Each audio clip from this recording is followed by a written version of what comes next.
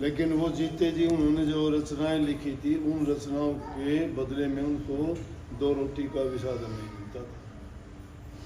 कबीर साहब की वाणियों को लोग कहते थे ये तो अनपढ़ों के पालियों के गीत हैं, लेकिन आज कबीर साहब की वाणियों को याद करके देखो, और जब उनकी वाणी को सुनोगे ना, तब पता चलेगा कि कितनी यथार्थ वाणी थी। जो वेद शास्त्र कुरान और पुराणों में जो ज्ञान वर्णित है, उस ज्ञान से बाहर कुछ भी नहीं। जो कुछ उन्होंने लिखा सब का सब उसमें मेल खाता है। और सभी संतों की जितने भी बात होगी, क्योंकि लेख जितने भी संतों ने लिखे वो उनके अंतर में प्रकट हुए, बनावटी नहीं, दिखावटी। बनावटी चीज़ तो हम सामाजिक बातों को लिख सकते हैं, यथार्थ बात को कैसे लिख देगा कोई देख। तो इसलिए जब भी कोई वाणी लिखने के लिए बैठते हो ना, कई बार ऐसे अवसर आए। सूरदास जी ने कृष्ण लीला का पूरा वर्णन किया। दोनों आंखों से अंधे थे, उन्होंने देखा ही नहीं कृष्ण जी कहाँ घूमते हैं, कहाँ बैठते हैं, कहाँ क्या करते हैं, किस प्रकार से रास करते हैं, किस प्रकार मक्खन चुराते हैं, कैसे गऊओं को चराते हैं, कैसे गोवर्धन पर्वत को उठा लिया, कैसे कालिया नाग को उसने मार दिया, कैसे दूसरे राक्षसनियाँ जो उसको वध करने के लिए आए उनका नाश कैसे कर दिया। लेकिन उन सारी लीलाओं का वर्णन बिना आंख होते हुए कैसे कर दिया उन्होंने। जिसको याद करते हो, कई प्रकार की बातें पहले जन्म से अंधे नहीं थे। कुछ चीज तो उन्होंने देखी थी, लेकिन बाद में जो वाणियां लिखी, पहले जितनी वाणियां लिखी उन्होंने उनमें नाम आया सूरदास का। लेकिन जब अंधे हो गए तो वाणियां लिखी तो वो तो लिख नहीं पाते थे, देख भी नहीं पाते थे। तो कहते श्री कृष्ण जी ने वाणियां लिखी वो, और उन वाणियों के अंत में जो टेक जान लगाते हैं उसमें उन्होंने टेक में नाम भर दिया सूरश्याम। ये जो वाणी है ना, मैया मैं नहीं माखन खायो, ये उन सूरदास की वाणी है, मैया मैं नहीं माखन खायो। यशोदा माता जब उसको कहती है कि तूने इनका, ये गोपियाँ शिकायत करती हैं, तूने क्यों मक्खन खाया, मुंह पे मक्खन लगा हुआ है, और कहता है मैया मैं नहीं माखन खाया। पालियों की बात कहता है, मैया मैं ग्वालन बहुत सतायो, पालियों ने मुझे बहुत सताया। मोसो कहत मोल कोली में तू जसुमती कब जायो, गोरी नंद जसोदा गोरी तू कच्चामल गात, चुटकी दे दे बाल हंसे और हंसात। तो ये सारी की सारी किसने लिखी। और आखिर में कैसे कि सूर श्याम को धन की माता तो कि सूर श्याम इसमें नाम आया, तो कहते हो सूरदास ने नहीं, श्री कृष्ण जी ने सुन। इसी प्रकार से अगर सच्चे बन के तुम लिखते हो कोई चीज़, अगर तुम्हारी पूरी नहीं होती है, तुम्हारे दिमाग से निकल जाती है, वो अपने आप आके पूरी कर। लेकिन सत्संग के लिए ये है कि जितना सत्संग सुनता है अगले दिन इसका पूरा सुन लो। इतना प्रेमी आदमी से एक चित्त होके, एक रस होके, पूरे आनंद के साथ कोई सत्संग नहीं छोड़ता। सत्संग से वाणी के सिवाय कोई मतलब नहीं, इसको जीवन में सबसे यही चीज़ है इसकी प्रिय। और जिस दिन भी सत्संग सुन के आएगा, अगले दिन आके पूछ लियो कि सत्संग क्या दिया था, एक अक्षर भी चूक नहीं करेगा, पूरा यूं का यूं सत्संग वर्णन कर देगा, यूं क्यों सुना देगा। तो ऐसा प्रेम जिसका हो, स्वामी जी महाराज ने लिखी प्रेमी, सत्संगियों को प्रेमी कहते हैं। प्रेमी अपना सुख नहीं देखता, दुख भी नहीं देखता ना। प्रेम में इतना मस्त होता है कि कुछ भी हो, लेकिन वो बस प्रेम में भाव विभोर होकर प्रेम ही प्रेम देखता है। तो स्वामी जी महाराज ने सार वचन में वाणी लिखी, प्रेमी सुनो प्रेम की बात। प्रेम की बात कैसी होती है उसको, प्रेमी सुनो प्रेम की बात, सेवा करो प्रेम से गुरु की और दर्शन पर बन जाओ। प्रेम के बिना सेवा नहीं होती, प्रेम के बिना भक्ति नहीं होती, प्रेम के बिना आदमी का संशय नहीं जाता, प्रेम के बिना भरम नहीं मिटते, प्रेम के बिना दिल साफ नहीं होता। और जहाँ प्रेम हो जाता है वहाँ कोई किसी प्रकार का आपस में तर्क वितर्क नहीं, आपस में कोई किसी प्रकार का फर्क भी नहीं रहता। जिसका शुद्ध हृदय है दूसरे को भी वो शुद्ध और पवित्र हृदय वाला समझेगा। तो स्वामी जी महाराज ने क्या कही कि प्रेमी सुनो प्रेम की बात, सेवा करो प्रेम से गुरु की और दर्शन पर बरकत जात। वचन प्यारे गुरु के ऐसे जस माता सुतोतरी बात, कि गुरु के वचन इतने प्यारे लगने चाहिए जैसे बच्चा जो है पानी को मानी कहता है, उसकी माँ को बड़ा अच्छा लगता है ना। है? मम्मी को टम्मी कह दे, कम्मी कह दे, कुछ भी कहता है उसको अच्छा लगता है। रोटी को ओटी कहता है, अच्छा लगता है उसको।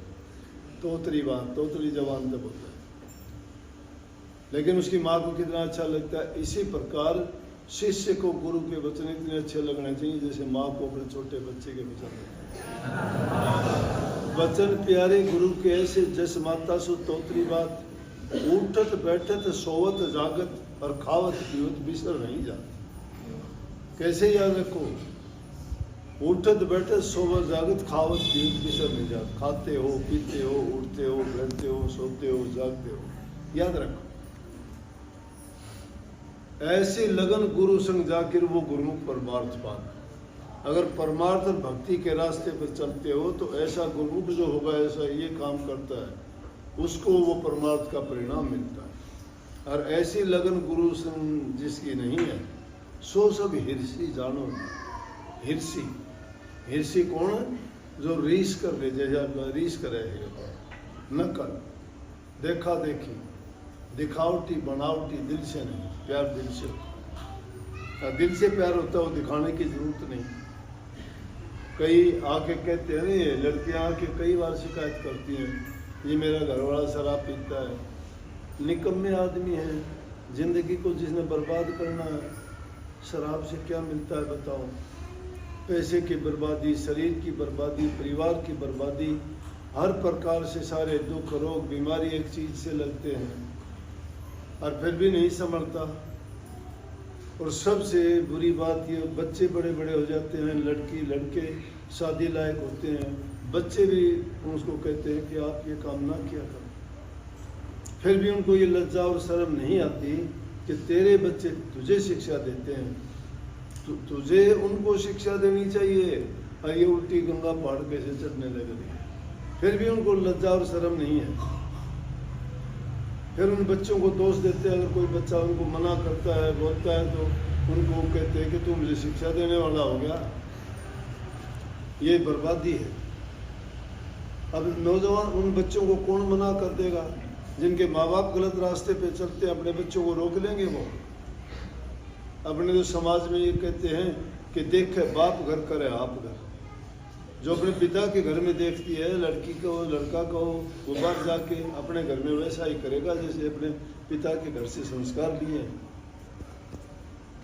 जिनको संस्कार अच्छे नहीं मिले ना, किसी के पास धन हो, गाड़ियां हो, कोठियां हो, बंगले हो, सुख हो, कुछ नहीं है ये। जिस इंसान का कैरेक्टर नहीं है, जिस इंसान के अच्छे संस्कार नहीं है, वो दुनिया में रहो ना रहो कुछ नहीं है।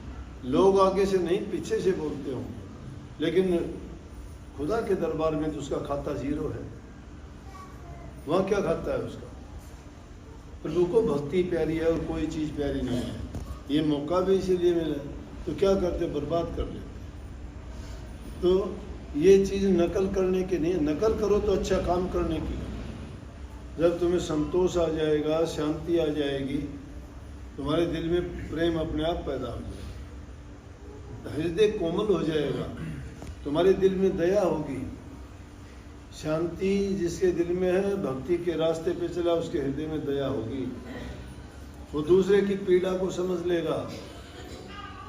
वो हर दुखी इंसान का दर्द, तकलीफ, परेशानी में उसकी मदद करेगा, दुख दूर करने का प्रयास करेगा।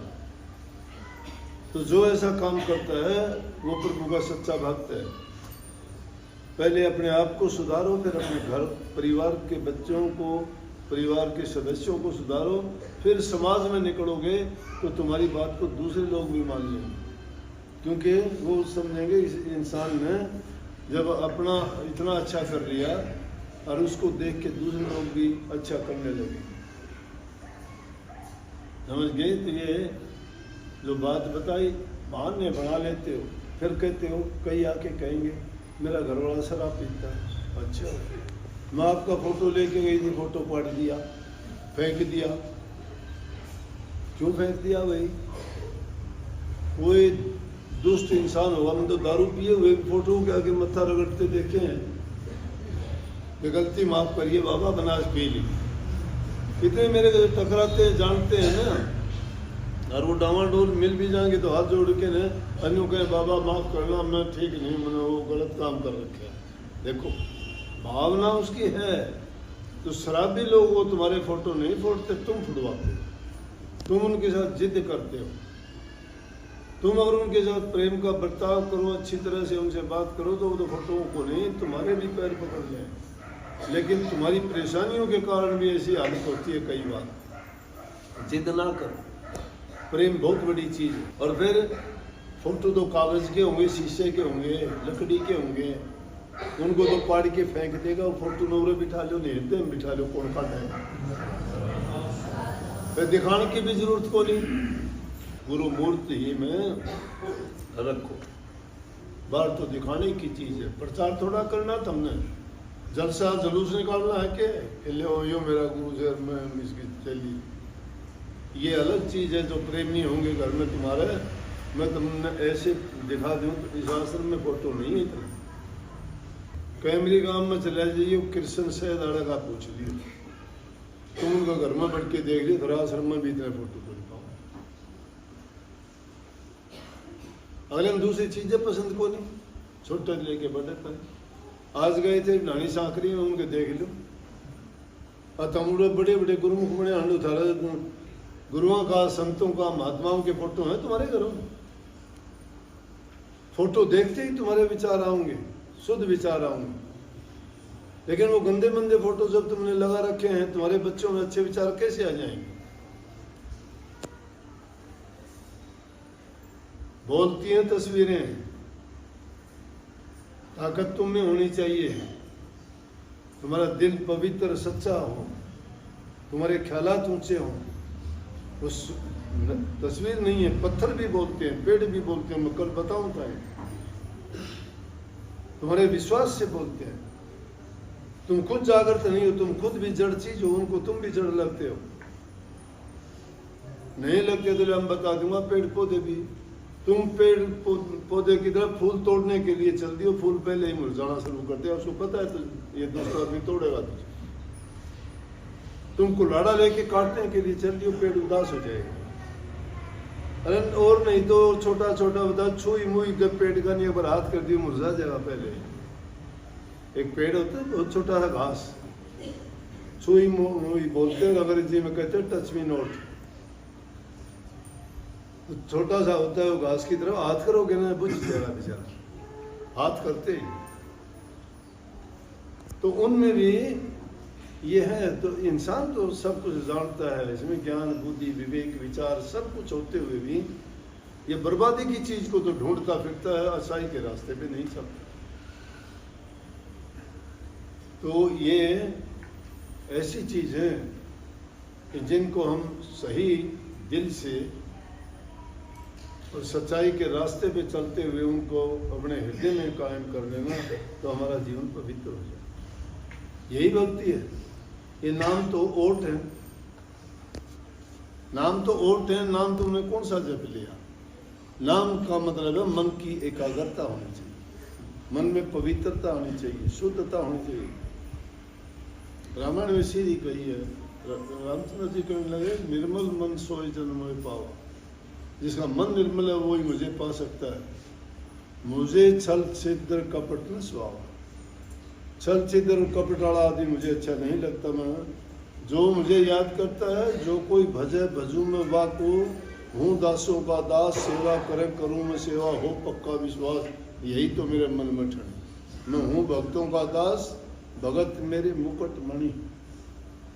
पग धोऊं दाबूं सेज बिछाऊं, परमात्मा कहता है कि मुझे जो याद करता है उसके पैर धोऊं। कृष्ण जी ने सुदामा के पैर धोए कि नहीं धोए? कहता है पग धोऊं दाबूं सेज बिछाऊं, बिस्तर बिछाऊं, नौकर बनूं हजाम, उसका नौकर बन के रहूं। धन्ना भगत का नौकर बन के खेतों में काम करया कि नहीं करया? सैन्य भगत की जगह नायक बन के राजा की सेवा करी कि नहीं? पग धोऊं दाबूं सेज बिछाऊं, नौकर बनूं हजाम, आंकूं बैल बनूं गढ़वाला, बिन तनखा का रथवान। नरसिंह जी की गाड़ी लेके गया कि नहीं लेके गया? और कृष्ण जी अर्जुन का रथ का रथवान बना कि नहीं बना?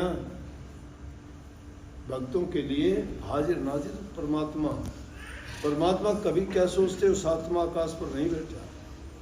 तुम्हारे काम करने के लिए परमात्मा किस भेष में आता है तुम्हें पता भी नहीं लग रहा। तुम कहीं जाते हो, तुम्हें चोट लगी, अचानक कोई आदमी आता है तुम्हें संभाल लेता है, कहां से आ गया? कहां से उसमें दया आ गई? और लोग तो छोड़ छोड़ के सड़क के किनारे से आपकी तरफ देखते हुए चले गए, किसी ने नहीं उठाया। लेकिन जो इंसान आपको उठाने के लिए आ गया, समझो कि ये वो आम आदमी नहीं है, वो किसी आदमी का रूप धर के स्वयं परमात्मा है। अगर नहीं आया है तो उसके अंदर वो प्रविष्ट होकर उससे वो काम करवा रहा है। और वो परमात्मा कोई आकृति नहीं है, उसका तो रंग रूप कुछ है ही नहीं। तो भाई उसको याद करोगे तो वो दूर कभी नहीं है, याद नहीं करोगे तो तुम्हारे पास भी कभी नहीं है।